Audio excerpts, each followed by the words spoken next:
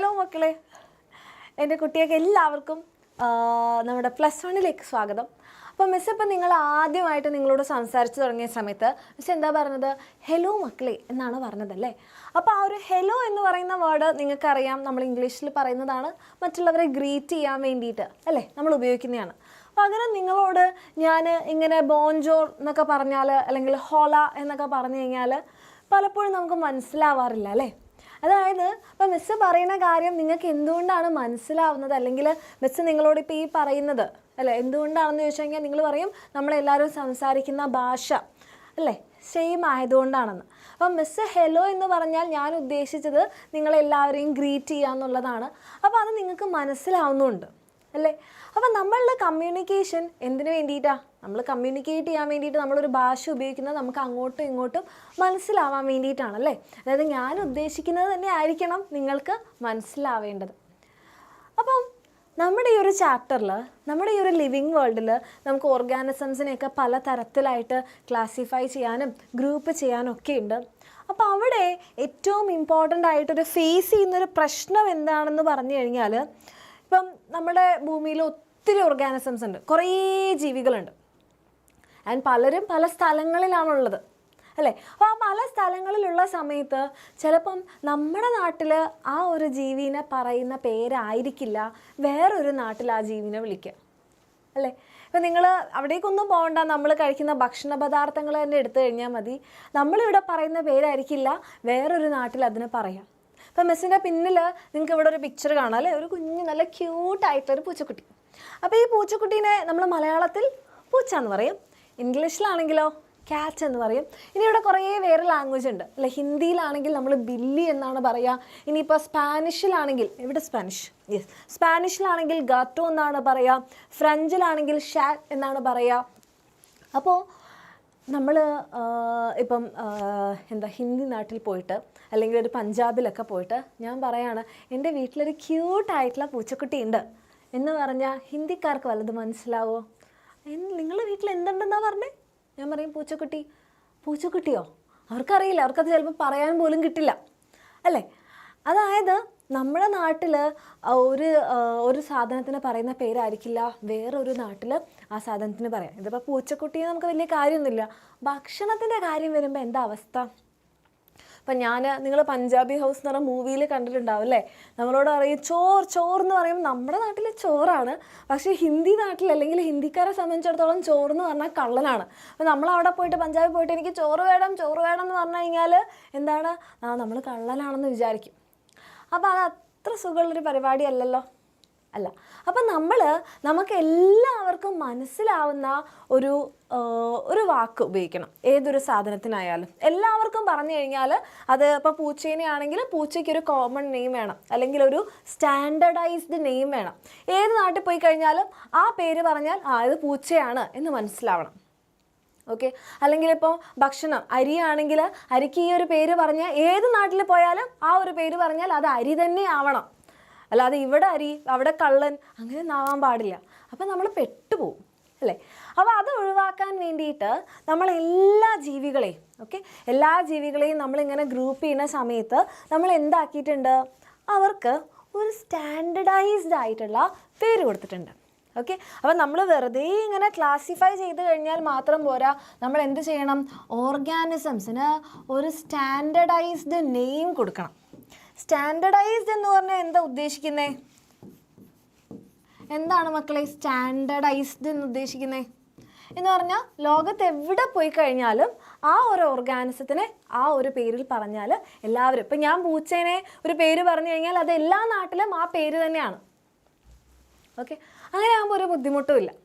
അപ്പോൾ ഇങ്ങനെ എല്ലാ ജീവികൾക്കും നമുക്കറിയാം നമ്മുടെ നാട്ടിൽ എത്രയുണ്ട്, നമ്മുടെ വേൾഡിൽ 1.8 മില്യൺ ഓർഗാനിസംസ് ആണുള്ളത്.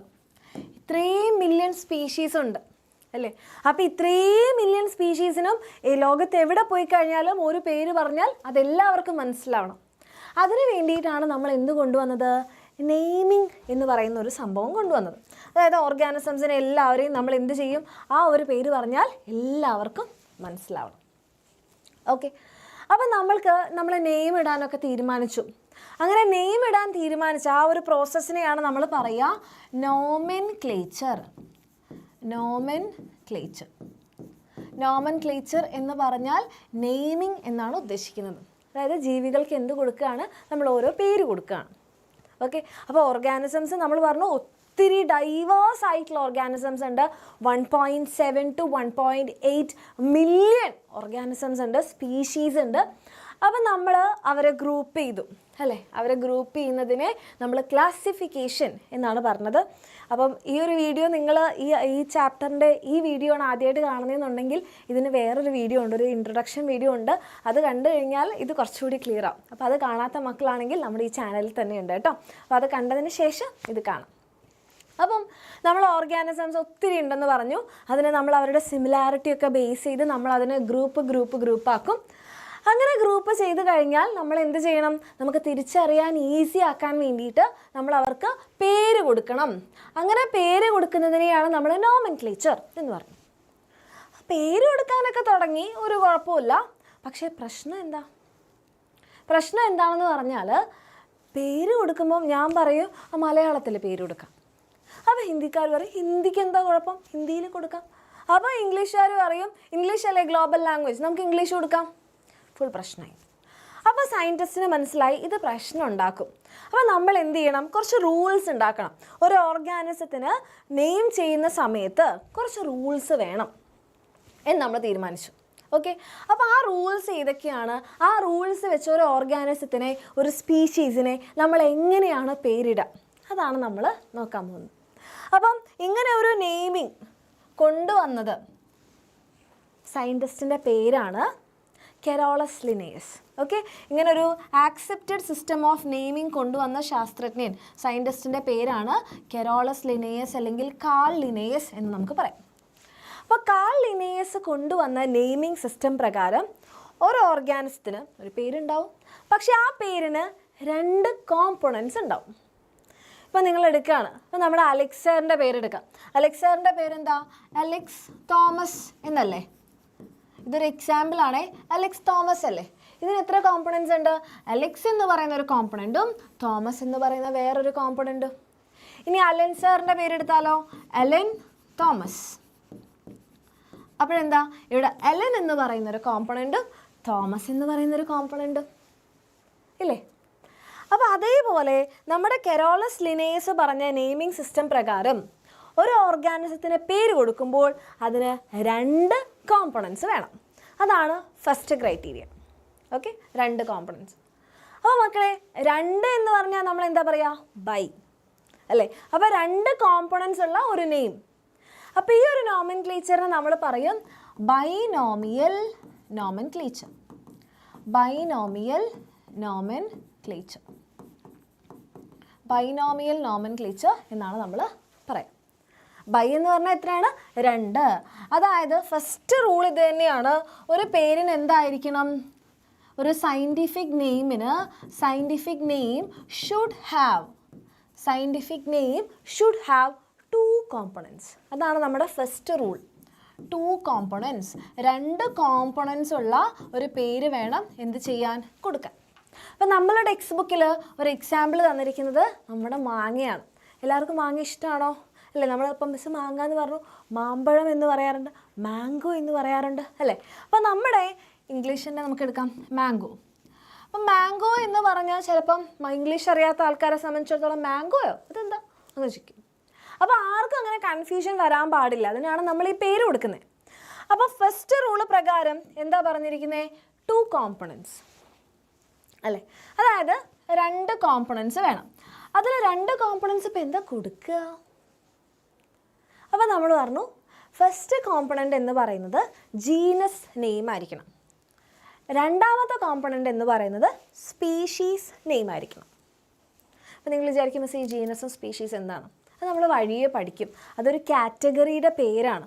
ഓക്കെ, അപ്പോൾ നമ്മൾ ചില സമയത്ത് നമ്മളുടെ പേരിന് ഒരു വാലറ്റൊക്കെ ഉണ്ടാവില്ലേ അല്ല, നമ്മളെ കാസ്റ്റിൻ്റെ ഒരു പേരൊക്കെ നമ്മൾ വാലറ്റുമായിട്ട് കൊടുക്കും അല്ല, അതൊരു കാറ്റഗറിയുടെ പേരാണ്. അതേപോലെ നമ്മൾ ക്ലാസിഫൈ ചെയ്യുമ്പോൾ, ഓർഗാനിസംസിനെ ക്ലാസിഫൈ ചെയ്യുമ്പോൾ നിങ്ങൾ കുഞ്ഞു ക്ലാസ്സിൽ പഠിച്ചിട്ടുണ്ടാവും kingdom, phylum, class, order, family, genus, species. അപ്പോൾ ഈ ജീനസും സ്പീഷീസുമാണ് നമ്മളിവിടെ എടുക്കുന്നത്. അതായത് ഫസ്റ്റ് കോമ്പണൻ്റ് എന്ന് പറഞ്ഞാൽ ജീനസ് നെയിം ആയിരിക്കണം. ഫസ്റ്റ് കോമ്പണൻ്റ് എന്ന് പറയുന്നത് ആ ഒരു ഓർഗാനിസത്തിൻ്റെ ജീനസിൻ്റെ പേരായിരിക്കണം, ആ ഒരു ജീനസ് എന്ന് പറയുന്ന കാറ്റഗറിയുടെ പേരായിരിക്കണം. ആൻഡ് സെക്കൻഡ് കോമ്പണൻ്റ് എന്ന് പറഞ്ഞാൽ ആ ഒരു ഓർഗാനിസത്തിൻ്റെ ആ ഒരു കാറ്റഗറിയിലെ സ്പീഷീസ്, ആ സ്പീഷീസിൻ്റെ പേരെന്താണോ ആ സ്പീഷീസ് നെയിം ആയിരിക്കണം. അതാണ് നമ്മളുടെ ഫസ്റ്റ് റൂൾ. 2 കോമ്പണൻസ് ഉണ്ടായിരിക്കണം. ഫസ്റ്റ് കോമ്പണൻറ്റ് ജീനസ് നെയിം അല്ലെങ്കിൽ നമ്മൾ പറയും ജനറിക് നെയിം എന്ന് പറയും. സെക്കൻഡ് കോമ്പണൻറ്റ് സ്പെസിഫിക് എപ്പിത്തറ്റ് അല്ലെങ്കിൽ സ്പീഷീസ് നെയിം ആയിരിക്കണം. അപ്പോൾ നമ്മൾ മാംഗോനെ നമ്മൾ നെയിം ചെയ്യുകയാണെങ്കിൽ മാംഗോൻ്റെ സയൻറ്റിഫിക് നെയിം മാൻജിഫെറ ഇൻഡിക്ക എന്നാണ്. മാൻജിഫെറ ഇൻഡിക്ക. ഇതിൽ മാൻജിഫെറ എന്ന് പറയുന്നത് അതിൻ്റെ ജീനസ് നെയിമും ഇൻഡിക്ക എന്ന് പറയുന്നത് അതിൻ്റെ സ്പീഷീസ് നെയിമുമാണ്. ഓക്കെ, അപ്പം ഇപ്പം നമ്മളൊരു എക്സാമ്പിൾ എടുക്കുകയാണെങ്കിൽ ഹോമോസാപ്പിയൻസ്. ഹോമോ എന്ന് പറയുന്നത് നമ്മളുടെ മനുഷ്യന്മാരുടെ സയൻറ്റിഫിക് നെയിമാണ് ഹോമോസാപ്പിയൻസ്. ഹോമോ എന്ന് പറഞ്ഞാൽ മനുഷ്യന്മാരുടെ ജീനസിൻ്റെ പേരാണ്. സാപ്പിയൻസ് എന്ന് പറഞ്ഞാൽ നമ്മുടെ സ്പീഷീസിൻ്റെ പേരാണ്. അങ്ങനെ ഏത് നിങ്ങൾ എടുത്ത് നോക്കിയാലും നിങ്ങൾക്ക് മനസ്സിലാവും. ഓക്കെ, ഇനി രണ്ടാമത്തെ റൂൾ എന്ന് പറയുന്നത് നിങ്ങൾ എന്ത് വേണമെങ്കിലും ജീനസോ സ്പീഷീസോ എന്ത് എഴുതിക്കോ, പക്ഷേ ആ ലാംഗ്വേജ് എന്ന് പറയുന്നത് ഏതായിരിക്കണം? മലയാളം പറ്റുമോ? ഇംഗ്ലീഷ് പറ്റുമോ? ഹിന്ദി പറ്റുമോ? ഒന്നും പറ്റില്ല. ലാറ്റിൻ ലാംഗ്വേജ് ആയിരിക്കണം. ലാറ്റിൻ ലാംഗ്വേജിലായിരിക്കണം നിങ്ങളുടെ പേരുണ്ടാവേണ്ടത്. ഇപ്പോൾ ഈ മാൻജിഫെറ എന്ന് പറഞ്ഞാൽ മലയാളമോ ഇംഗ്ലീഷാ ഹിന്ദിയാ? ഒന്നുമല്ല, ലാറ്റിനാണ്.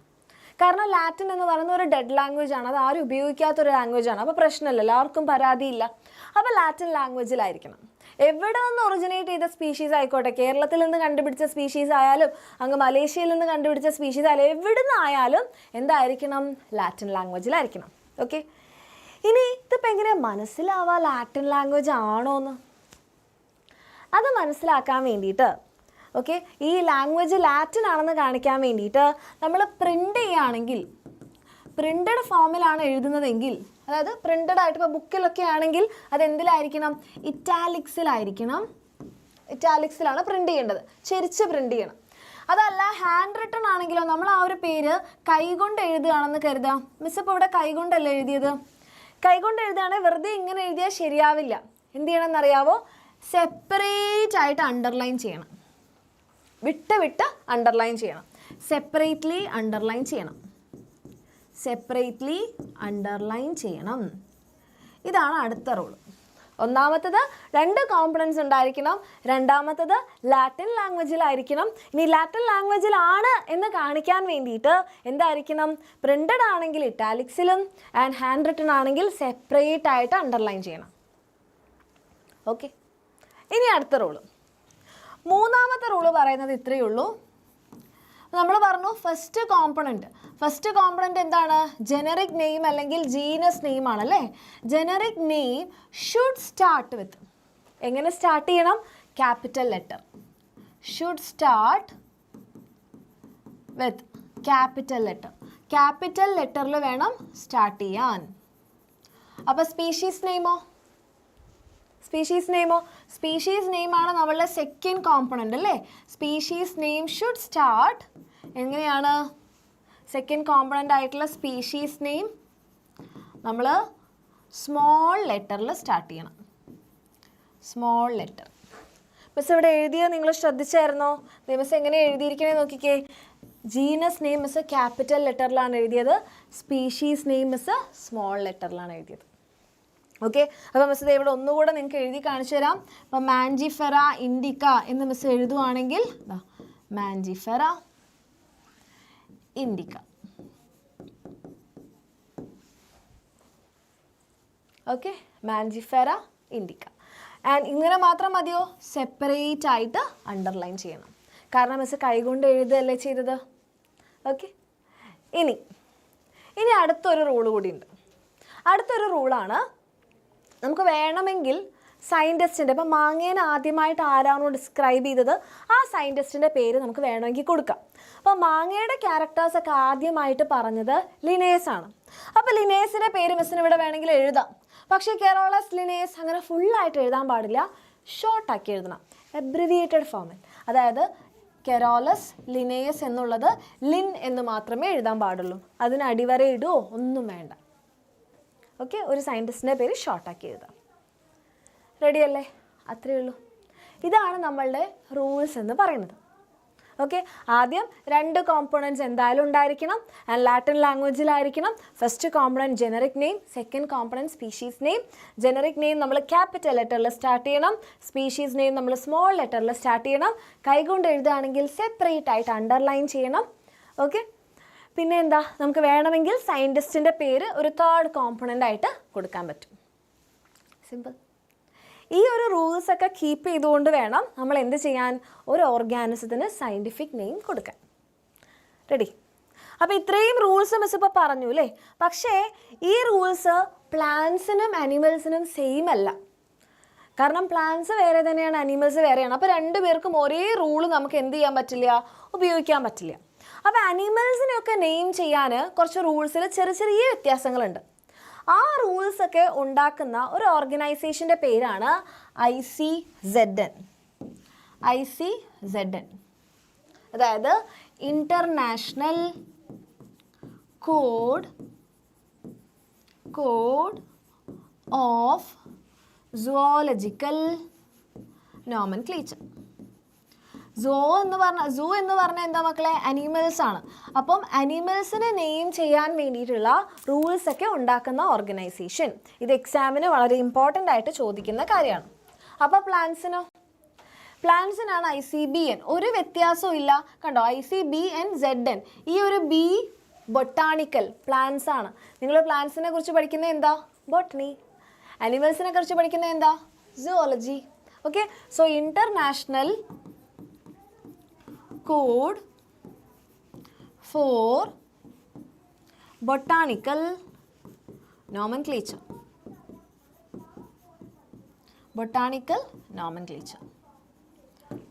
ഓക്കെ, അപ്പോൾ ഇതെന്ന് പറഞ്ഞിട്ടുണ്ടെങ്കിൽ പ്ലാന്റ്സിന് വേണ്ടിയിട്ടുള്ളതാണ്, ഇതെന്ന് പറഞ്ഞിട്ടുണ്ടെങ്കിൽ അനിമൽസിന് വേണ്ടിയിട്ടാണ്. ഇത്രയേ ഉള്ളൂ. ഇത്രയേ നിങ്ങളുടെ എക്സാമിന് ചോദിക്കുള്ളൂ. ഓക്കെ, അപ്പോൾ ഇതേപോലെയുള്ള കാര്യങ്ങളൊക്കെ എൻ്റെ മക്കൾക്ക് ഡീറ്റെയിൽ ആയിട്ട് പഠിക്കണം എന്ന ആഗ്രഹമുണ്ടെങ്കിൽ, നിങ്ങൾക്ക് എന്ത് ചെയ്യാം, നമ്മുടെ ബാച്ചിലൊക്കെ ജോയിൻ ചെയ്യാം. കാരണം നിങ്ങൾ മനസ്സിലാക്കേണ്ട ഇത്രയേ ഉള്ളൂ, ഇത് നിങ്ങളുടെ സീനിയേഴ്സ് ഉണ്ടാക്കിയ റിസൾട്ടാണ്. ഓക്കെ, അവർ നമ്മളുടെ +1 അഗ്നി ബാച്ചിൽ പഠിച്ച്, റിസൾട്ട് കണ്ടില്ല അല്ലേ, +1 അഗ്നി ബാച്ചിൽ പഠിച്ച് ഫുൾ മാർക്ക് വാങ്ങിയിട്ടുള്ള ആൾക്കാരാണിത്. മക്കളെ ആലോചിച്ച് നോക്കൂ, ഫുൾ മാർക്ക് വാങ്ങിക്കുക എന്ന് പറഞ്ഞാൽ അത്ര ഈസി ആയിട്ടുള്ളൊരു കാര്യമല്ല. അങ്ങനെ ഫുൾ മാർക്ക് അവർ വാങ്ങിച്ചിട്ടുണ്ടെങ്കിൽ അതിൽ നമ്മളുടെ ബാച്ചിൻ്റെ റോൾ എന്താണെന്നുള്ളത് മിസ് പറയുന്നില്ല. നിങ്ങൾ നമ്മുടെ ചാനലിൽ എടുത്ത് നോക്കുക, അവർ പറയുന്നത് കേൾക്കുക. ഓക്കെ, ഇത് ഫുൾ മാർക്ക് വാങ്ങിച്ച ആൾക്കാരാണ്, 1 മാർക്ക് മിസ് ചെയ്ത മക്കളാണ്, ഇത് 2 മാർക്ക് മാത്രം പോയിട്ടുള്ള ആൾക്കാരാണ്. ആൻഡ് ഇവിടെ നിങ്ങൾ നോക്കിക്കഴിഞ്ഞാൽ ഫുൾ A+ സയൻസ് സബ്ജക്ട്സിൽ, ഫുൾ മാർക്സ് സയൻസ് സബ്ജക്ട്സിൽ, ഫുൾ മാർക്സ് ഇൻ എല്ലാ സബ്ജക്ട്സിലും. ആൻഡ് 98%, 97%, 96% അങ്ങനെ ഇവിടെ കാണും. അപ്പോൾ ഇത്രയും റിസൾട്ട് ഓറിയൻറ്റഡ് ആയിട്ടുള്ളൊരു ബാച്ചാണ് നമ്മളുടെ +1 അഗ്നി ബാച്ച്. നമ്മളുടെ അഗ്നി ബാച്ചിൽ ജോയിൻ ചെയ്യാൻ നിങ്ങൾക്ക് ആഗ്രഹമുണ്ടെങ്കിൽ നിങ്ങൾക്ക് തീർച്ചയായിട്ടും ജോയിൻ ചെയ്യാവുന്നതാണ്. അടിപൊളിയായിട്ട് നിങ്ങൾക്ക് കോൺസെപ്റ്റൊക്കെ മനസ്സിലാക്കി പഠിക്കാൻ പറ്റും. ഓക്കെ, അപ്പോൾ ഇതിനൊക്കെ വേണ്ടിയിട്ട് നിങ്ങൾ ചെയ്യേണ്ട ഇത്രയേ ഉള്ളൂ, താഴെ കാണുന്ന നമ്പറിൽ നിങ്ങൾക്ക് മെസ്സേജ് ചെയ്യാം. 5999 ആണ് നമ്മളുടെ ഫീ. 1 ഇയറിന് വേണ്ടിയിട്ടുള്ള ഫീ ആണ്. നമ്മളുടെ എക്സാമിനറിൻ്റെ ബുക്ക് സെറ്റും ഒക്കെ നിങ്ങൾക്ക് ഇതിൻ്റെ കൂടെ കിട്ടും. ഓക്കെ, അപ്പോൾ അത്രേ ഉള്ളൂ. അടിപൊളിയായിട്ട് പഠിക്കുക. Thank you so much. അതിന് പോകുന്നതിന് മുൻപായിട്ട് ഒരു ക്വസ്റ്റ്യൻ എൻ്റെ മക്കൾക്ക്. അപ്പോൾ നിങ്ങൾക്ക് എല്ലാവർക്കും അറിയാം, ഹോമോസാപ്പിയൻസ്, മനുഷ്യന്മാരുടെ സയൻറ്റിഫിക് നെയിമാണ് ഹോമോസാപ്പിയൻസ്. ഇത് നിങ്ങൾ എന്ത് ചെയ്യുക, write by following scientific rule.